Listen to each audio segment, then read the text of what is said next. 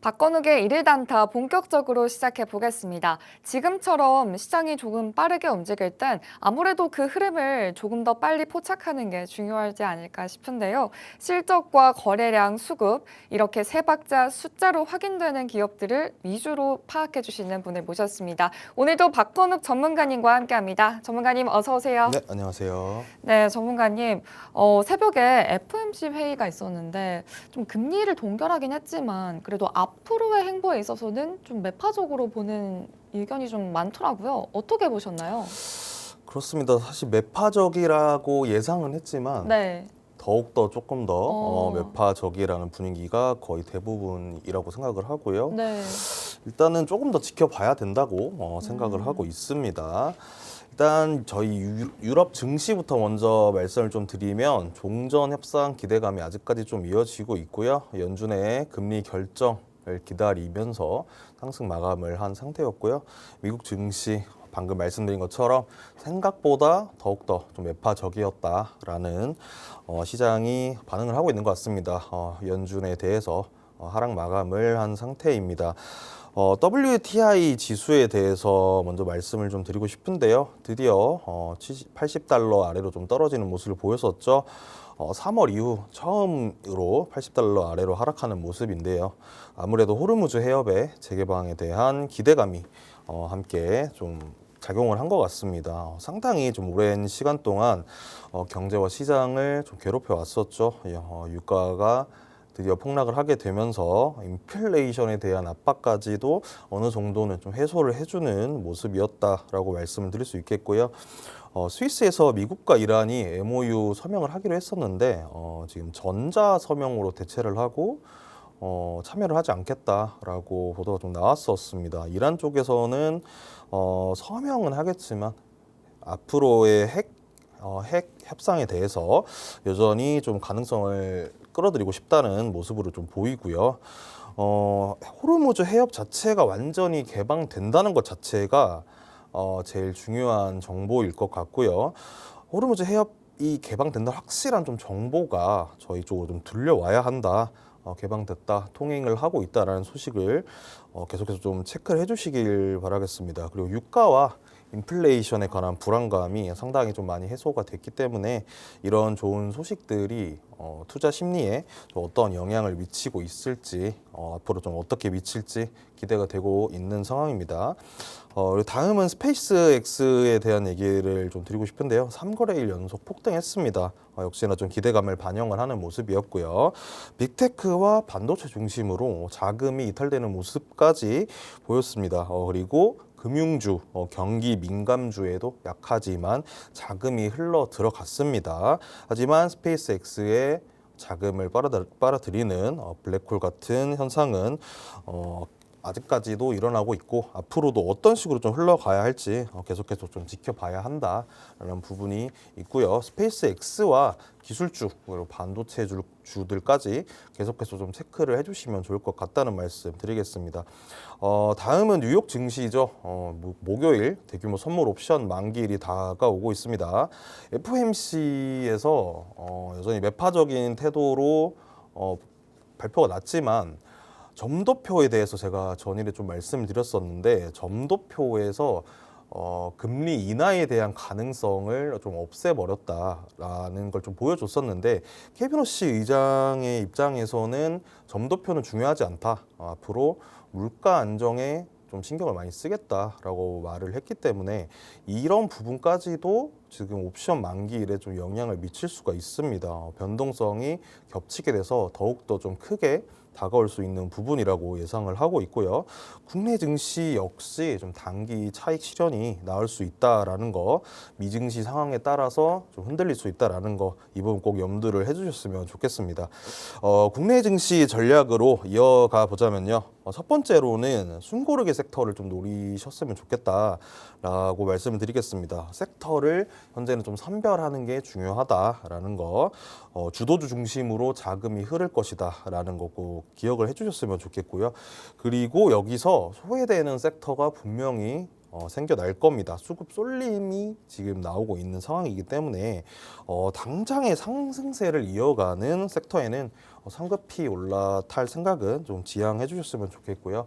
오히려 반대로 소외되어 있는 섹터에서 눌림목이 생기는 섹터들을 있을 겁니다. 분명히 있는데 그 숨을 고르고 있는 구간을 좀 노려라라는 거를 말씀드리겠고요.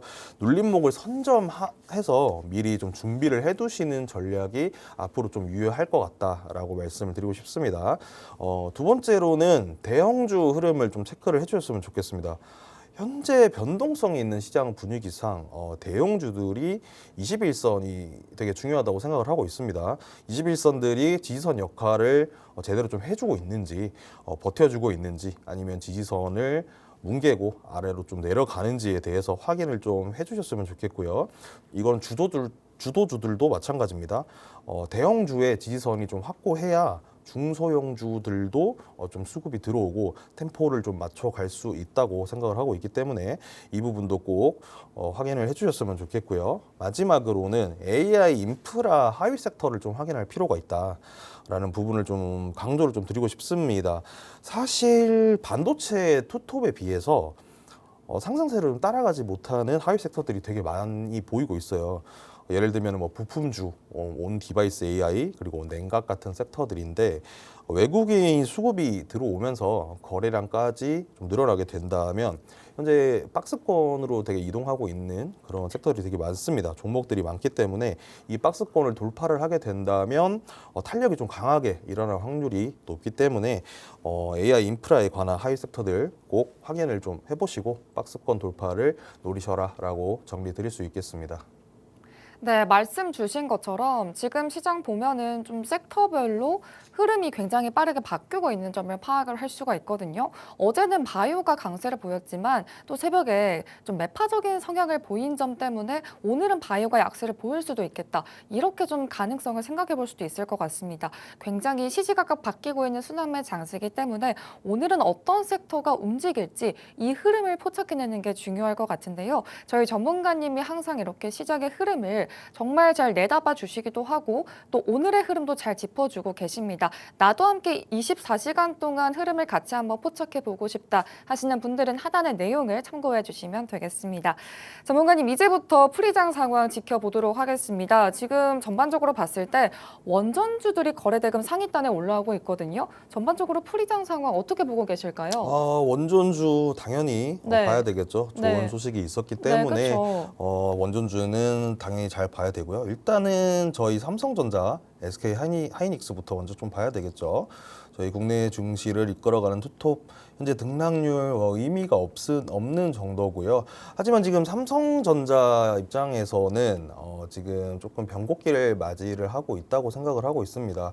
삼성전자 앞으로 외국인 수급이 좀 들어오면서 앞으로 좀 올라갈 수 있는 상승할 수 있는 모멘텀이 좀 보이고 있기 때문에 수급만 돌아온다면 삼성전자는 여기서 조금 더 상승할 모멘텀이 보인다라는 거 정리 드릴 수 있겠고요. SK 하이닉스가 시총이 지금 엄청나게 올랐죠. 2천조를 넘었다고 하는데 SK 하이닉스, SK 그룹에서 SK 하이닉스가 가진 지분 자체가 엄청나게 좀 많습니다. 80% 시가총액을 다 합쳐도 80% 이상이라고 하는데요. SK하이닉스에 따라서 이제 SK 스퀘어까지 올라가는 상승하는 모습을 보이고 있습니다. 사실 SK 스퀘어가 상승하는 거의 절반 이상의 원인은 전 SK 하이닉스라고 생각을 하고 있기 때문에 SK 하이닉스가 어떤 식으로 좀 등락률이 움직이는지 그리고 외국인 수급 자체가 자금이 어떤 식으로 좀 흘러 들어오는지를 자세하게 살펴보시면 SK 스퀘어까지 함께 좀 볼 수 있지 않을까라고 생각을 하고 있습니다. 그리고 두산 에너빌리티죠. 원전에 대한 말씀을 해주셨었는데 어제 전일 발표가 좀 났었었죠. 영덕에 대형 원전을 건설하고 부산 기장에 SMR 소형 모듈 원전이죠.까지 한기 선정을 했습니다. 국내 첫 SMR이라고 하는데요. 이 SMR 자체가 제가 계속해서 좀 강조를 드렸던 부분인데 미래 원전 중에 먹거리입니다. 엄청나게 뛰어난 좀 기술력이 필요하기도 하고요. 그만큼 자금이 많이 흘러갈 확률이 높습니다. SMR 원전 소식에서 두산 에너빌리티가 가진 네임 밸류가 좀 상당히 국내에서는 상당히 좀 있기 때문에 올라가고 있는 모습 5% 가량 올라가고 있습니다. 2035년에서 2038년에 가동이 예정이라고 하니 이 부분도 좀 참고를 해주셨으면 좋겠고요. 다음은 현대일렉트릭에 대해서 말씀을 좀 드리고 싶은데 변압기에 대한 중요성이 매우 좀 상승하고 있습니다. 미국 빅테크들의 정보에도 되게 많이 언급이 되고 있죠. 변압기가 앞으로 AI 데이터 센터 시장을 좀 판가름할 것이다라는 얘기가 좀 많이 나오고 있고요. 그리고 태양광과 풍력 에너지까지 요즘 관심이 좀 많이 올라가고 있고 에너지에 대한 기대감이 항상 좀 지금 최근 들어서 좀 많이 올라가고 있기 때문에 변압기에 관련해서 현대일렉트릭 상승하는 모습을 보이고 있습니다. 그리고 가온전선에 대한 얘기도 안 드릴 수 없겠는데요. 전선주 제가 항상 좀 강조를 드렸었습니다. LS 원픽 종목으로 좀 말씀을 드리면서 전선에 대한 중요성을 말씀드렸었는데 미국 생산법인에 750억 원 정도를 투자를 해서 생산을 좀 더 늘리겠다라는 의지를 보여주고 있고요. 현재 송전 케이블이 매우 부족하다고 합니다. 지금 생산량보다 훨씬 더 많이 생산을 해야 수요를 따라갈 수 있다고 하니까 이 부분도 좀 주목을 해주셨으면 좋겠고요. 가온전선 그리고 일주당 0.8주의 무상 증자까지 전하겠다라는 소식까지 좀 들려오면서 현재 지금 되게 좋은 모습을 보여주고 있는 것 같습니다. 네, 전반적으로 프리장 상황 지켜봤습니다. 지금 산전닉스를 필두로 해서 원전주 그리고 가온전선도 강한 시세를 분출해내고 있는데요. 이렇게 프리장 상황 지켜봤는데 이제부터는 시각을 조금 더 넓혀보도록 하겠습니다. 전문가님, 오늘은 또 어떤 테마 살펴볼까요? 첫 번째 제가 좀 강조를 계속 드렸었어요. 네. 이 부분에 대해서 제가 예전에도 테마로 좀 들고 왔었던 부분이 있었는데 네. 이 부분 냉각 시스템입니다. 냉각 오. 시스템 자체가 저는 굉장히 좀 중요하다고 생각을 하고 있어요. 네. 일단 설명부터 좀 드리자면요. 네. 냉각 기술의 중요성 자체가 상당히 올라가고 있습니다. 데이터 센터, 그리고 AI 서버 같은 열을 식히는 냉각 시스템이 엄청나게 중요도가 높아지고 있다는 점을 더 강조를 좀 드리겠습니다. 액체 냉각이나 액침 냉각 그리고 CDU 같은 기술들이 현재 시장에서 굉장히 기대감을 받고 있다. 중요도가 빅테크들까지 중요성을 좀 높이 사고 있다라는 점. 특히 현재 유가가 상당히 좀 안정세로 들어갔죠. 여러 가지 수혜들을 받을 수 있는 업종들이 생겨나고 있는데 설명을 드리자면요. 첫 번째로 유가가 폭락하면서 액침 냉각에 청신호가 좀 켜질 예정이다라는 사실을 좀 말씀드리고 싶고 액침 냉각은 서버를 공냉 방식, 바람이죠. 바람을 사용하는 것이 공냉 방식인데 이 방식이 아니고요. 절연성 액체, 냉각유를 담궈서 발열을 좀 낮추는 방식입니다. 액침 냉각에 사용되는 이 액체가 냉각유 자체가 정유 제품을 기반으로 좀 만들고 있거든요. 그렇기 때문에 유가가 하락하면 냉각유를 생산하는 기업들이 예를 들면 SK엠무브나 GS칼텍스, S오일 같은 기업들이 원재료 부담이 좀 크게 낮아지게 됩니다. 그러면 당연히 마진이 개선이 되게 되겠죠. AI 데이터 센터를 구축하는 입장에서도 냉각액 도입이 좀 단가가 만약에 낮아진다고 한다면 액침 냉각 인프라를 도입하는데 비용적 진입 장벽이 낮아지겠죠. 액침 냉각의 가장 큰 단점 중에 하나라고 꼽히는 게 비용 문제거든요. 하지만 여기서 액침 냉각에 사용하는 냉각유까지 좀 낮아져서 진입 장벽을 허무게 된다면 액침 냉각 기술 자체가 시장에 널리 좀 퍼질 수 있는 기회가 많아진다는 거겠죠. 그렇게 되면 수요는 당연하게 늘어나게 될 겁니다. 그리고 두 번째로 좀 강조를 드리고 싶은 게 역시나 전력 수요죠. 앞쪽에서 가온전선 얘기를 좀 드렸다시피 수요를 따라가지 못하고 있습니다. 수요가 폭증하고 있다는 거죠. 기존의 공냉 방식의 전력의 효율성이 상당히 좀 좋지 않았습니다. 40% 가량은 거의 좀 날려 먹는다라고 알고 있는데, 하지만 이 액침 냉각 기술이나 액체 냉각 기술을 도입을 한다면 이 전력 자체 효율성을 굉장히 좀 높이 올릴 수 있다고 합니다. 상당히 전력을 사용하는 입장에서는 이게 제일 가장 중요한 문제거든요. 그렇기 때문에 각국 정부들이 탄소 배출 규제 그리고 전력 부족 문제를 해결하기 위해서 물론 빅테크 기업들까지 마찬가지고요. 냉각 액침 그리고 액체 냉각에 대해서 되게 투자를 진행을 하고 있습니다. 그렇기 때문에 기술의 중요성이 상당히 올라가고 있다라는 거 다시 한번 강조를 드리겠고요. 엔비디아를 예시로 좀 들어보자면요. 차세대 칩 블랙웰이나 베라루빈 도입 과정에서도 냉각 액침 기술은 필수적이다라는 말을 하기도 했었습니다. AI 연산 칩의 성능이 올라갈수록 발열이 엄청나게 좀 높아지겠죠. 그 발열을 잡는 게 냉각 액침 기술이고요. 일반인, 저희 민간인들이 사용하는 컴퓨터만 하더라도요. GPU의 성능이, 그래픽 카드라고 그러죠. 성능이 매우 좀 올라간 상태입니다. 그렇기 때문에 발열이 엄청나서 이미 예전부터 뭐 수랭식도 사용을 하고 있었고요. 바람을 사용하는 풍랭식도 계속 사용을 하고 있었는데 AI 연사칩은 더 말할 필요가 없겠죠. 그렇기 때문에 더 이상 공랭식으로는 발열을 좀 관리하기 어려워졌다라는 점, 그런 상황에 좀 도달했다라는 점을 기억을 해주셨으면 좋겠고요. 엔비디아의 칩을 구동하기 위해서는 액체 냉각이나 액침 냉각 인프라가 필수적입니다. 무조건 필수는 무조건 따라와야 된다는 거죠. 칩이 팔리는 만큼 냉각 시스템의 중요도까지 계속해서 좀 높아지고 있으니까 이 사실을 좀 기억을 해주시면 좋겠고요. 국내 기업 중에서는 한중 NCS가 사실 제일 주목을 좀 많이 받고 있고요. 그다음에 GST, LG전자까지도 액침 냉각 기술에 뛰어들고 있으니 이 부분 꼭 기억을 해주셨으면 좋겠습니다. 네, 이렇게 냉각 테마 같이 한번 만나봤습니다.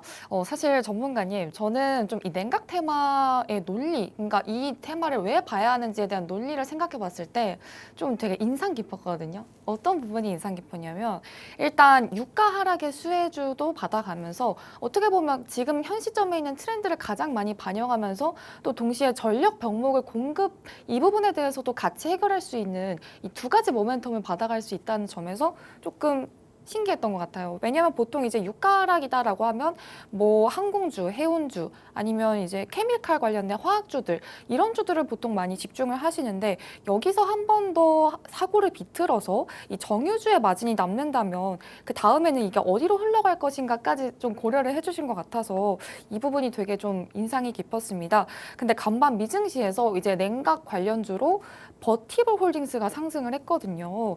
이런 걸 봤을 때 이 냉각 테마가 좀 장기적으로 상승을 할 수 있는 모멘텀이 있는지 이 부분이 좀 궁금합니다. 사실 어떤 부분이든 간에 네. 냉각 기술의 중요성은 가만히 있으니까요. 네. 냉각 액침 기술 자체는 그 기술 자체에 좀 의미가 중요하다라고 말씀을 좀 드리고 싶고요. 네. 냉각 섹터가 AI 인프라 사이클에서 생각보다 관심을 그렇게 받지 못하고 있습니다. 네, 그런 것 같아요. 관심을 받지 못하고 있고, 하지만 이거는 제 개인적인 판단이지만 네. 이건 투자자들의 심리 상태라고 생각을 하고 있고요. 왜죠? 기업들은 조금 다른 겁니다. 제 네. 말은 기업들은 조금 다르게 생각을 하고 있기 때문에 국내 시장과 외국 시장까지도 네. 좀 달라요. 투자자들의 생각이 다 다르기 때문에. 네. 근데 또 국내 시장과 외국 시장의 투자자들이 또 완전히 좀 다르다라고 강조를 좀 드리고 싶어요. 어떤 포인트가 좀 다르죠? 국내 시장에서는 네. 사실 반도체 중심으로 흘러가고 있기 때문에 SK 하이닉스나 삼성전자 그리고 소부장이라고 해도 MLCC 같은 네. 부분이 저희는 더 부각이 되고 있고요. 미증시에서는 냉각 액침을 그래도 좀 바라보는 시선이 조금 다른 것 같습니다. 제 생각은 그렇고요. 네. AI 시장에서도 현재 해결할 문제가 되게 많아요. 네. 제가 방금 말씀드린 것처럼 뭐 전력 문제도 있고요. 뭐 케이블, 칩 공급에 대한 병목 현상도 있는 상황이고, 냉각 같은 문제들도 아직까지는 해결해야 할 문제가 좀 많습니다. AI 문제 중에 하나라도 이 문제 중에 하나라도 좀 빠지게 된다면 조금 작동이 힘든 상황이에요. 네. 작동 자체가 안 되는 상황이기 때문에 단순히 어디가 올랐다, 어디가 내렸다라고 좀 판단을 하기보다는 AI 칩이 점점 고도화되고 필요성이 늘어갈수록 냉각에 대한 기술력은 필수적이다. 냉각력이 없이는 구동을 할 수가 없다라는 점을 좀 주목을 해주셨으면 좋겠고요. 네. 말씀을 주신 것처럼 버티블 홀딩스는 저는 좀 추세를 따라가고 있다. 오. 트렌드를 좀 소외된 트렌드에서 네. 좀 자리를 잘 잡아가고 있다라는 점을 좀 강조를 좀 드리고 싶습니다. 그러면은 이게 어쨌든 지금 우리 국내 시장에서는 아직까지 냉각 시스템이 완전히 주목을 받지 못하고 있지만 어쨌든 이 삼전닉스에 대한 열기가 조금 식어갈 때쯤이 되면 다시 냉각 시스템이 주목을 받을 수 있겠다. 이렇게 좀 미증시에 선행하고 있으니까 이렇게 생각을 해볼 수 있을까요? 삼성전자와 SK하이닉스의 관심도는 솔직히 쉽기가 쉽지 떨어질 않겠죠? 리가 없고요. 네. 떨어질 리가 없고 이제 액체 냉각의 관심도가 오르는 시기가 있을 겁니다. 그 시기를 좀 기다리셨으면 좋겠습니다. 네, 좋습니다. 이렇게 냉각 테마 같이 한번 살펴봤는데 그렇다면 이제 이 테마 속에서는 어떤 종목을 봐야 하는지 특히나 이 데이터 센터 냉각 시장으로 확실하게 확장할 수 있는 기업이 어딘지가 좀 궁금한데 어디가 있을까요? 저는 GST 기업에 대해서 네. 냉각을 말씀드릴 때마다 맨날 말씀을 좀 드리는 기업인데 네. 원래 열 관리를 하는 사업을 하는 기업이었습니다. 반도체용 칠러나 온도 제어 시스템 기술을 좀 가지고 있는 회사였는데 그렇기 때문에 반도체와도 관련이 있다고 말씀을 드릴 수 있겠죠. AI 데이터 센터 증가로 인해서 냉각 기술과도 좀 수혜를 많이 받고 있는 기업이다라고 할 수 있겠고요. 액침 냉각 기술이 차세대의 기술로서 좀 많이 관심을 받고 있지만 사실 현재는 냉각 기술을 이끌어가는 건 액체 냉각입니다. 액침 냉각과 액체 냉각은 좀 다르죠. 액체 냉각과 CDU가 현재 냉각 시스템의 좀 시장을 이끌어가고 있다라고 말씀을 드릴 수 있겠고요. 액체 냉각 솔루션을 GST와 LG U+가 함께 공동 개발 MOU를 체결을 하기도 했었고요. AI 서버용 액체 냉각을 시스템을 좀 데이터를 많이 좀 필요로 합니다. 아직까지 발전이 좀 많이 필요하기 때문에 데이터 센터에 적용하는 것을 목적으로 많은 데이터를 서로 좀 확보를 했다라는 점에 좀 주목을 해줬으면 좋겠고요. 현재 냉각 사업을 이끌어가는 건 액체 냉각 기술이라고 말씀드렸죠. 그 다음 목표가 액침 냉각입니다. 그래서 우선 액체 냉각과 CDU 시장을 좀 공략한 후에 차세대 기술로서 액침 냉각을 키워가겠다라는 게 현재 GST의 좀 사업의 방향성인 것 같고요. 이런 전략을 구성하고 있기 때문에 액체 냉각이 지금은 현재 더 그에 대한 정보가 더욱더 중요하다라고 말씀을 드릴 수 있겠습니다. 반도체형 칠러를 만들고 그 기술을 응용해서 냉각수죠. 냉각수랑 냉각유를 분배하는 장치 CDU까지도 설계하고 만드는 기술력까지 가지고 있습니다. CDU도 현재 액침이나 냉각 시스템에서 되게 앞으로 엄청나게 필요한 기술이거든요. 이 CDU 기술까지도 기술력이 좀 있는 편이니까요. 액체 냉각으로 AI 데이터 시장까지 공략하고 있는 GST 좀 꾸준하게 체크를 해주셔야 한다라고 말씀드리겠습니다. 그리고 차트를 한번 살펴보겠습니다. 현재 거래량이 상당히 많이 붙어주고 있었죠.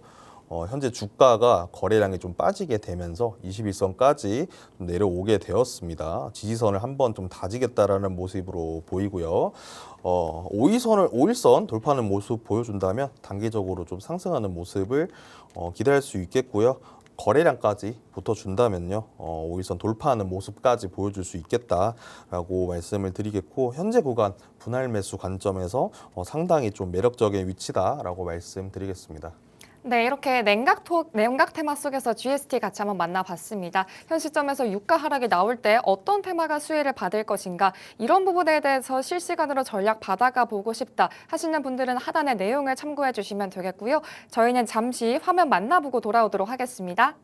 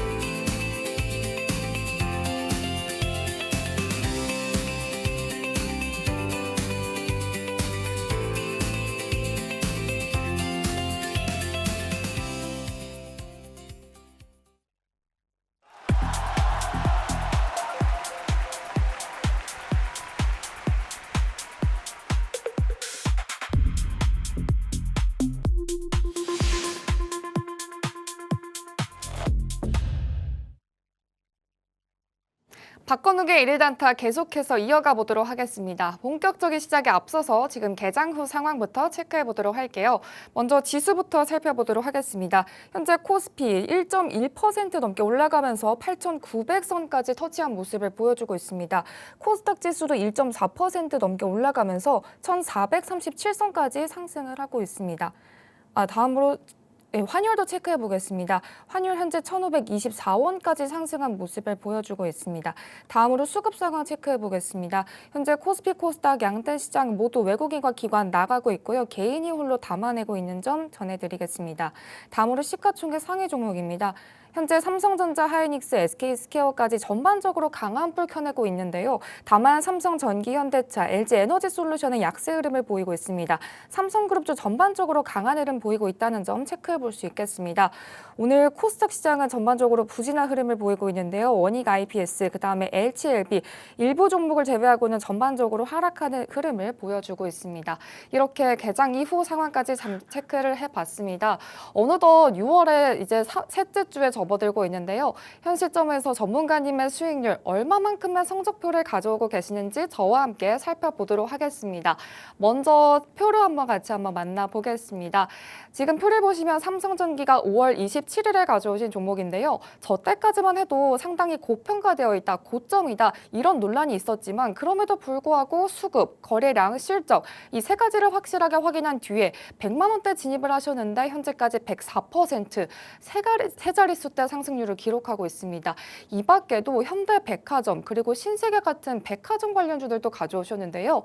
특히나 현대백화점 6월 4일에 가져오셨는데 72% 넘게 상승하는 모습을 확인해 볼 수가 있습니다.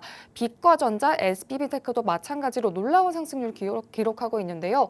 특히 사마콘덴서, 코리아서키트 같은 기판 관련주들 정말 강하게 상승불 켜내고 있습니다. 사마콘덴서 30% 수익률 기록하고 있고요. 코리아서키트 6월 10일에 가져오셨는데 23% 수익률 기록하고 있습니다. 이렇게 전반적으로 전문가님의 수익률을 점검을 해봤습니다. 특히나 현대백화점, 신세계 이런 기술주들의 상승하는 흐름 속에서 백화점 관련주도 같이 한번 가져와 주셨는데요. 현대백화점이 특히나 72% 상승폭을 켜냈는데 전문가님 이 부분에 대해서 코멘트도 간략하게 해주시죠. 간단하게 좀 정리를 좀 드리자면요. 제가 계속해서 좀 강조를 드렸던 주죠. 고점 돌파 직전에 들어가서 많은 수익을 좀 낼 수 있었던 주고요. 현재 시기도 굉장히 좀 좋은 시기다라는 거 말씀을 좀 드리고 싶습니다. 보유하신 분들께서는 현재 되게 좋은 자리다. 되게 더욱더 올라간 좀 추세를 상승하는 추세를 더 지켜보실 필요가 있다라는 점 말씀드릴 수 있겠고요. 신규 매수 자리를 보시는 분들께서는 사실 좀 부담스러운 자리이긴 합니다. 하지만 횡보하는 자리에서 눌림목을 노려보신다면 아직까지도 매력적인 종목이다라는 거 말씀드릴 수 있겠고요. 다음은 사마콘덴서입니다. MLC 섹터에서 굉장히 좋은 모습을 보여주고 있었죠. 6월 조정기에는 거래량이 좀 많이 이탈하는 모습을 보이긴 했습니다만 그 후 악성 매물들이 좀 소화되는 모습을 보여줬습니다. 적은 거래량으로도 주가를 좀 쉽게 끌어올리고 있는 모습이죠.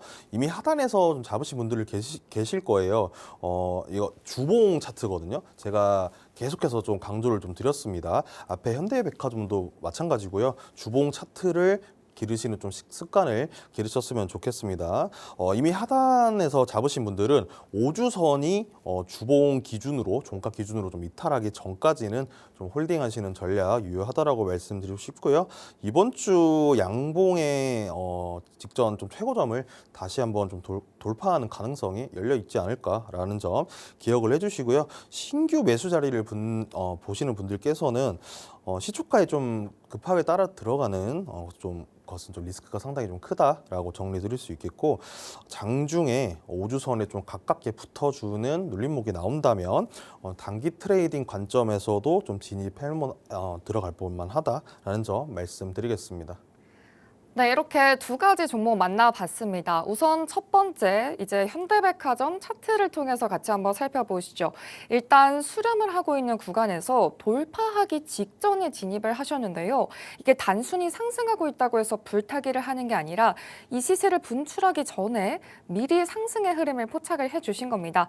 나도 한번 장대 양봉이 나오기 전에 미리 이러한 흐름을 감지하고 싶다 하시는 분들은 저희 전문가님과 함께 하시면 되겠는데요. 하단의 내용을 참고해 주시면 되겠습니다. 또 두 번째로 가져오신 종목은 사마 콘덴서죠. 마찬가지로 차트를 통해서 살펴보시면 삼성전기와 같이 이렇게 기판주로 묶이면서 상승하는 종목이기도 한데요. 이미 차트에서 고점을 찍고 내려오고 있는 구간에서 진입을 했다라는 점이 굉장히 고무적이라는 걸 확인해 볼 수가 있습니다. 사실 내려오고 있는 구간에 진입을 하는 게 심리적으로 봤을 때 조금 망설여질 수도 있거든요. 이렇게 눌림목에서 확실하게 전략을 세워가 보고 싶다 하시는 분들도 하단의 내용을 참고해 주시면 되겠습니다. 이렇게 수익률 리뷰 통해서 같이 한번 만나봤고요. 이제 오늘의 주인공들을 만나볼 시간이죠. 전문가님, 오늘은 어떤 종목 준비해 주셨나요? 오늘은 첫 번째는 되게 진정한 주인공이죠. 네. 국내 증시의 진정한 주인공이라고 말씀드릴 수 있겠습니다. 코스피를 가져오신. 그럼요. 안 가져올 수가 없더라고요. 네. 삼성전자에 네. 대해서 제가 좀 말씀을 좀 드리려고 합니다. 삼성전자 모르시는 분들 당연히 없겠죠. 저희 국내 증시를 이끌어가고 있으니까요. 삼성전자 반도체 부문에서 판매를 좀 확대를 하고 있습니다. AI용 메모리, HBM4, 속겜2, SSD 여러 분야로 판매가 확대되면서 엄청난 좀 실적을 이루고 있다는 점 다들 알고 계실 테고요. AI 인프라 투자 확대의 가장 큰 수혜죠. 엔비디아의 GPU와 HBM으로 이끌어가고 있는 현재 구조상 삼성전자는 HBM의 핵심 공급사 중 하나입니다. 그렇기 때문에 한국의 전적으로 HBM 시장에 좀 의지를 하고 있는 엔비디아 입장에서 삼성전자는 상당히 좀 강력한 위치를 가지고 있다라고 말씀을 드릴 수 있겠고요. 타 경쟁사 대비해서 아직까지도 저평가를 좀 받고 있습니다. 저 PBR로 엄청나게 저평가를 받고 있다고 말씀드리고 싶어요. 엔비디아뿐만이 아니고요. 구글이나 테슬라 같은 기업에서 러브콜드를 받고 있는 상황임에도 여전히 말씀드리고 싶은 건 여전히 아직 좀 저렴하다. 타 경쟁사에 비해서는 좀 저렴하다, 싸다라는 거를 좀 말씀드리고 싶고요. 좋은 실적과 상대적으로 저평가를 받고 있으니까 기업만의 좀 가치만을 두고 봤을 때는 아직까지도 상당히 매력적인 구간이다라고 정리를 해드릴 수 있겠습니다.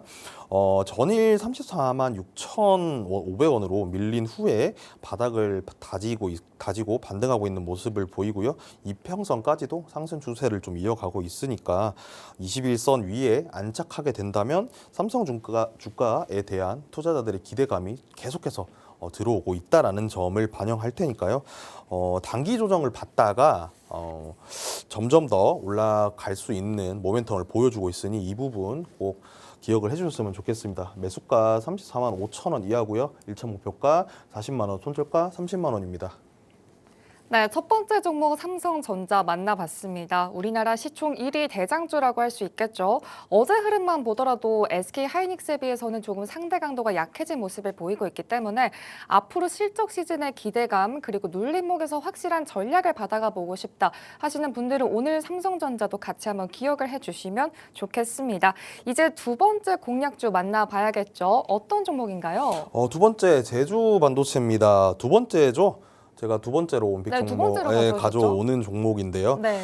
다시 한번 가져오게 된 이유가 있습니다. 어. 그만큼 좀 말씀드리게 되는 이유가 있겠죠. 당연히 전력 소모가 적은 저전력 메모리 LPDDR 수요가 계속해서 늘고 있고요. 기대감도 커지고 있는 상황입니다.